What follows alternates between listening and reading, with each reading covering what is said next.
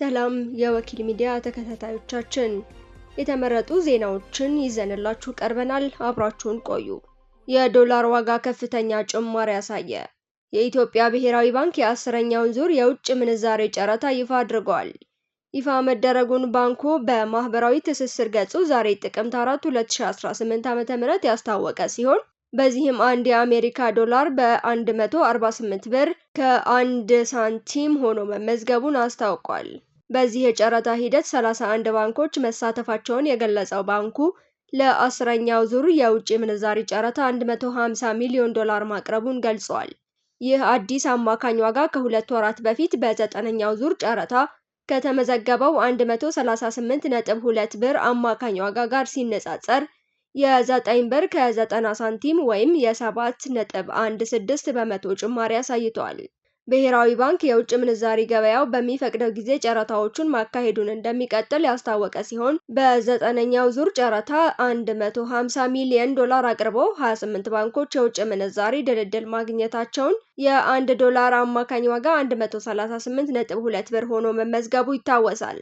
የውጭ ምንዛሪው በጨረታ መቅረቡ የገበያውን መረጋጋት ለመደገፍ ያለመ መሆኑን ብሔራዊ ባንክ ገልጿል። የትግራይ ኃይል አባላት ሰልፍ ዛሬም በሌላ አቅጣጫ ሰልፍ ማድረግ ቀጥለዋል። በትግራይ ክልል ዋና ከተማ መቀለ የትግራይ ኃይል አባላት ለተቃውሞ አደባባይ በመውጣት ቅሬታቸውን ከማሰማት ባሻገር ለሰዓታት መንገድ ዘግተው እንደነበር ተዘግቧል። በትግራይ ኃይሎች ውስጥ ያሉ የአርሚ 22 አባላት ሰኞ ጥቅምት 3 2018 ዓ.ም ከጠዋት ጀምሮ በመቀለ ውስጥ በሚገኙ ዋነኛ መንገዶች ላይ ወጥተው ቅሬታቸውንና ጥያቄያቸውን አሰምተዋል። የሰራዊቱ አባላት ምላሽ የሚፈልጉ ጥያቄዎችን ያቀረቡት በሌተናል ጀነራል ታደሰ ወረደ ለሚመራው የትግራይ ጊዜያዊ አስተዳደር ሲሆን ሰልፈኞቹ ጠዋት ላይ ወደ አስተዳደሩ ጽሕፈት ቤት በመሄድ ቅሬታቸውን አሰምተዋል። በማዕከላዊ የትግራይ ዞን በሚገኘው ነበለት አካባቢ መናኸሪያና መንገድ መዘጋቱን ለማወቅ ተችሏል። በምስራቅ ትግራይ ሐውዜንም ዛሬ እስከ ረፋድ ድረስ ተመሳሳይ የተቃውሞ እንቅስቃሴዎች ተጀምረው እንደተቋረጡ ቢቢሲ ታዝቧል።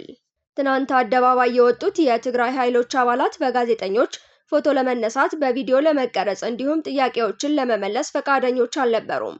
አርሚ 22 የተባለው የትግራይ ኃይሎች ክፍል ካምፓቸው ከሚገኝበት አካባቢ ተነስተው ባለፉበት መንገድ ላይ ጎዳናዎች ተዘግተው ስለነበር የተሽከርካሪዎች እንቅስቃሴ ተስተጓጉሎ እንደዋለ ነዋሪዎች ተናግረዋል። በከተማዋ የሚገኙ መንገዶችን ሰልፈኞቹ በመዝጋታቸው እንቅስቃሴዎች ተገድበው እንደዋሉ የቢቢሲ ዘጋቢ ታዝቧል። ሰላማዊ ሰልፉ ከጠዋት አንስቶ እስከ ከሰዓት ድረስ ቀጥሏል። ዋነኛ ጥያቄያቸው በተለይም ከደሞዝ ክፍያ ጋር የተያያዘ እንደሆነ ተገልጿል። የሰራዊቱ አባላት አደባባይ በወጡበት ጊዜ ካኪ የደንብ ልብሳቸውን ለብሰው ጥያቄያቸውን የሚያንጸባርቁ መፈክሮችን ሲያሰሙ ነበር። ከእነዚህም መካከል የሰራዊቱና የተሰዉ አባላት የደሞዝና የጥቅማ ጥቅም ጥያቄን የሚመለከቱ ሰላም እንደሚፈልጉ የሚገልጹ እንዲሁም አስተዳደሩ ጥያቄያቸውን እንዲሰማ የሚጠይቁ ይገኙበታል። በተጨማሪም ጊዜያዊ አስተዳደሩ የሰራዊቱን ጥያቄ መመለስ የማይችል ከሆነ የሌላውን ሕዝብ ጥያቄ መመለስ አይችልም በማለት ጥያቄያቸው ቅድሚያ እንዲሰጠው የሚጠይቁ መፈክሮች ተሰምተዋል። ከሚኖሩበት ካምፕ በጠዋት በመውጣት ወደ ክልሉ አስተዳደር ጽሕፈት ቤት ያመሩት የአርሚ 22 አባላት ዓላማቸው በዋናነት የጊዜያዊ አስተዳደሩን ፕሬዝዳንት ማነጋገር ነበር። ለተቃውሞ ሰልፍ አደባባይ የወጡት የትግራይ ኃይሎች አባላት ወደ አስተዳደሩ ጽሕፈት ቤት ዘልቀው ለመግባት ቢሞክሩም ሌተናል ጀነራል ታደሰ ወረደ በስፍራው ስላልነበሩ ሊያገኟቸው ሳይችሉ ቀርተዋል። እስከ እኩለ ቀን ድረስ በመቀለ ማዕከላዊ ክፍል ውስጥ የቆዩት ሰልፈኞቹ ከሰዓት በኋላ ላይ ወደ አሉላ አባነጋ አውሮፕላን ማረፊያ የሚወስደውን መንገድ ዘግተው ለሰዓታት ቆይተዋል። በዚህም ምክንያት ቢያንስ አንድ በረራ መስተጓጎሉን አንድ የአየር ማረፊያ ሰራተኛ ተናግረዋል። አዲ ሐውሲ፣ ሰባካሬ እና ዲያስፖራ በሚባሉ አካባቢዎች መንገዶች በመዘጋታቸው እንቅስቃሴዎች ተስተጓጉለዋል። ወደ አውሮፕላን ማረፊያ የሚወስደው እንዲሁም ከባድ የጭነት መኪና የሚተላለፍበት መንገድ በሰልፉ ምክንያት መዘጋቱም ጫና ማሳደሩ ተመልክቷል። ከሰዓት 11 ሰዓት በኋላ ለተቃውሞ ሰልፍ አደባባይ የወጡት የአርሚ 22 አባላት ተወካዮች የትግራይ ጊዜያዊ አስተዳደር ፕሬዝዳንት ሌተናል ጀነራል ታደሰ ወረደን ጨምሮ ሌሎች የክልሉ ከፍተኛ ኃላፊዎች በተገኙበት ውይይት ማድረጋቸው ተገልጿል። በውይይቱ ላይ ከክልሉ ባለስልጣናትና ከሰራዊት አባላት ተወካዮች ውጪ ማንም አልታደመም። የትግራይ ኃይሎች ጥያቄያቸውን ካቀረቡ በኋላ ጥያቄዎቹ ደረጃ በደረጃ ታይተው ምላሽ ያገኛሉ የሚል መልስ እንደተሰጣቸው ለማወቅ ተችሏል። የክልሉ ከፍተኛ አመራሮች ለውይይት ዝግጁ መሆናቸውን ካሳወቁ በኋላ በሰልፈኞቹ ተዘግተው የተሽከርካሪ እንቅስቃሴ ተስተጓጉሎባቸው የነበሩ መንገዶች መከፈታቸውን ቢቢሲ ታዝቧል። በትግራይ ኃይሎች ውስጥ ከሀገር መከላከያ ሰራዊት፣ ከቀድሞ የክልሉ ልዩ ኃይል እንዲሁም ጦርነቱ ከተጀመረ በኋላ የገቡ ወጣቶችም የሚገኙበት ሲሆን በደሞዝ አከፋፈል ዙሪያ ያላቸውን ጥያቄ ይዘው ወደ አደባባይ መውጣታቸውን ቢቢሲ ገልጿል። የአገር መከላከያ ሰራዊት አባል የነበሩ እንዲሁም ከፌዴራል ፖሊስና ከቀድሞ የክልሉ ልዩ ኃይል የትግራይ ኃይልን የተቀላቀሉ ወታደሮች ቀድሞ የደሞዝ ክፍያ ዝርዝር ውስጥ ስለነበሩ ደሞዛቸው ከ2013 ዓ.ም ጀምሮ መቀጠሉን ቢቢሲ አስተውሏል። ሆኖም ግን ጦርነቱ በ2013 ዓ.ም እና በ2014 ዓ.ም የተቀላቀሉ ወጣቶች ደሞዛቸው ይከፈላቸው የጀመረው ከ2015 ዓ.ም በኋላ እንደሆነ በመጥቀስ ልክ እንደ ሌሎቹ ድጎማ ይሰጠን፣ አድሎ አይፈጠር፣ የ2013 ዓ.ም እና 2014 ዓ.ም ክፍያ ይሰጠን ብለው መጠየቃቸውን ይናገራሉ። ሰልፈኞቹ ከደሞዝ ጥያቄ በተጨማሪ ቤት መስሪያ መሬት እንዲሰጣቸውም ጠይቀዋል።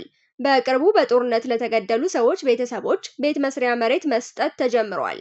በቀጣይ በጦርነቱ የአካል ጉዳት ለደረሰባቸው ሰዎችም ቦታ እንደሚሰጥም ተገልጿል።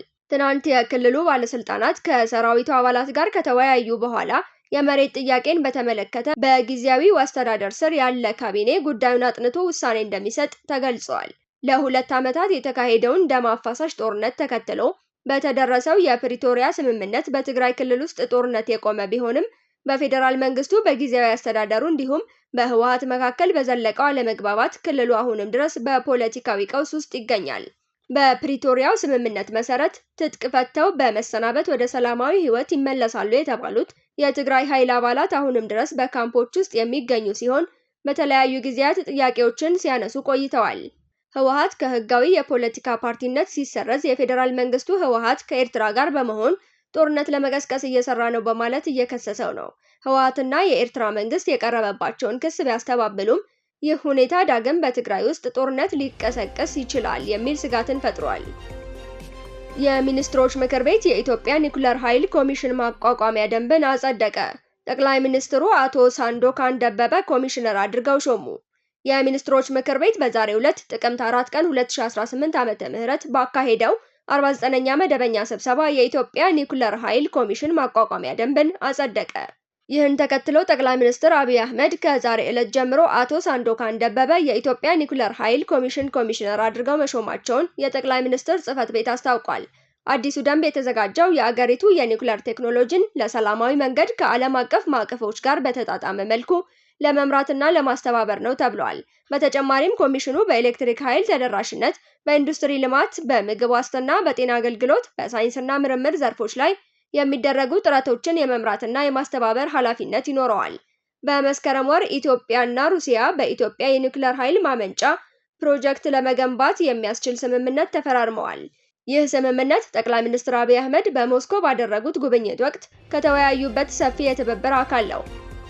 ግብጽ በግድቡ ዙሪያ እያነሳች ያለው ጥያቄ በቴክኒክ ደረጃ ምላሽ እንዲያገኝ አሜሪካ አሳሰበች። በቅርቡ በፕሬዝዳንት ትራምፕ የአፍሪካ ጉዳዮች ከፍተኛ አማካሪ ተደርገው የተሾሙት ማሳድ ቦውሎስ ኢትዮጵያና ግብጽ ስምምነት ላይ እንዲደርሱ ሀገራቸው ድጋፍ እንደምታደርግ ገልጸው የህዳሴ ግድቡ ውዝግብ ፖለቲካዊ ሳይሆን ቴክኒካዊ ምላሽ እንዲያገኝ አሳስበዋል። ሁላችንም ጉዳዩ እንዲፈታና ለሁሉም ተቀባይ እንዲሆን እንፈልጋለን ያሉት ቦውሎስ በተለይ ደግሞ ጉዳዩ የቴክኒክ ስለሆነ ቴክኒካዊ ምላሽ ያስፈልጋል ሲሉ ተደምጠዋል። አክለውም ጉዳዩ የኢትዮጵያ፣ ሱዳንና ግብጽ የህይወትና የመኖር ጉዳይ ነው በማለትም ግብጽ ከዚህ በፊት ለብቻዋ የናይል ውሃ የሞት ሽረት ጉዳይ ነው ስትገልጽ የነበረውን በአዲስ መልኩ ሶስቱንም ሀገራት አካተው ገልጸውታል። በቅርብ ቀናት የግብፁ ፕሬዝዳንት አብዱል ፈታህ አልሲሲ ሀገራቸው የህዳሴ ግድብን በተመለከተ እጃችንን አጣጥፈን አንቀመጥም የሚል አነጋጋሪ መልእክት በቢሮአቸው በኩል አሰራጭተው ነበር። በሌላ በኩል የግብጽ መሪዎች በቅርቡ በተጠናቀቀው የህዳሴ ግድብ ዙሪያ አዲስ ውዝግብ እያስነሱ ይገኛሉ። እሱም ግድቡ በሱዳን ከፍተኛ ጎርፍ አስከትሏል የሚል ነው።